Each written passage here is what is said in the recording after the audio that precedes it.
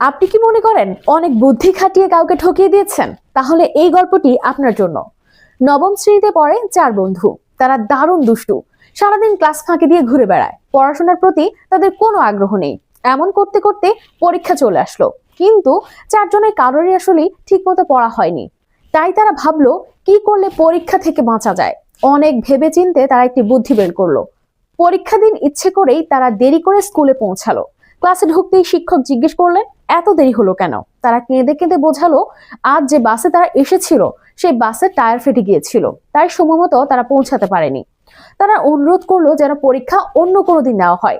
শিক্ষক তাদের দুষ্টুমি সম্পর্কে ভালোই জানতেন, তবুও তিনি কিছু না বলে মুচকি হাসলেন। তারপর বললেন ঠিক আছে, 7 দিন পর তোমাদের পরীক্ষা হবে। এই কথায় চারজনের মুখেই খুশির ঝলক।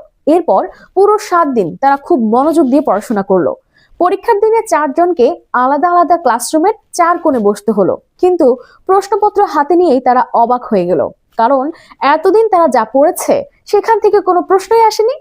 মাত্র দুটো প্রশ্ন লেখা ছিল প্রশ্নপত্রে। প্রশ্ন 1, তোমার নাম কি? প্রশ্ন 2, ওই দিন বাসের কোন টায়ার ফেটেছিল? তারা একে অপরের মুখ পর্যন্ত দেখতে পারলো না, তাই কেউ লিখলো বাম পাশের টায়ার, কেউ লিখলো সামনের টায়ার, কেউ বা লিখলো ডান পাশের পেছনের, আর কেউ লিখলো একেবারে অন্যটা।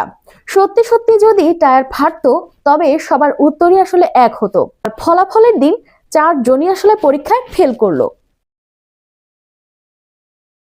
তারা ভেবেছিল শিক্ষকের চোখে ধুলো দেওয়া খুব সহজ, কিন্তু তারা জানতো না শিক্ষকের অভিজ্ঞতা তাদের বয়সের চেয়েও বেশি। হয়তো অনেক সময় আপনি অফিসে দেরি হলে বা কাজ শেষ না করতে পারলে ছোটখাটো মিথ্যা বলেন। হয়তো সেই মুহূর্তে আপনি বেঁচে গেলেন, কিন্তু একটা মিথ্যা ঢাকতে আপনাকে আরো 10টা মিথ্যা বলতে হবে।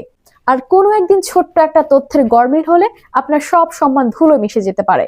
সততা থাকলে আপনাকে মনে রাখতে হবে না যে আপনি আগে কি বলেছিলেন, কিন্তু মিথ্যা বললে সারাক্ষণ আতঙ্কে থাকতে হয়, কখন জানি ধরা পড়ে যায়। সহজ কথায় মিথ্যার পা নেই, তাই সে বেশি দূর এগোতে পারে না। তাই বুদ্ধিমান হওয়া ভালো, কিন্তু নিজেকে অন্যের চেয়ে বেশি চালাক ভাবাটা বোকামি। শর্টকাট বা মিথ্যার আশ্রয় নিয়ে হয়তো সাময়িক আনন্দ পাওয়া যায়, কিন্তু শেষ হাসিটা সবসময় সত্যই হাসে। আপনার সাথেও কি এমন কোনো ঘটনা ঘটেছে যেখানে কেউ অতি চালাকি করতে গিয়ে ধরা খেয়ে গেছে? কমেন্টে জানাতে পারেন। এমন আরো মজার ও শিক্ষণীয় গল্প, নতুন নতুন বিষয় জানতে আমাকে ফলো এবং সাবস্ক্রাইব করতে পারেন।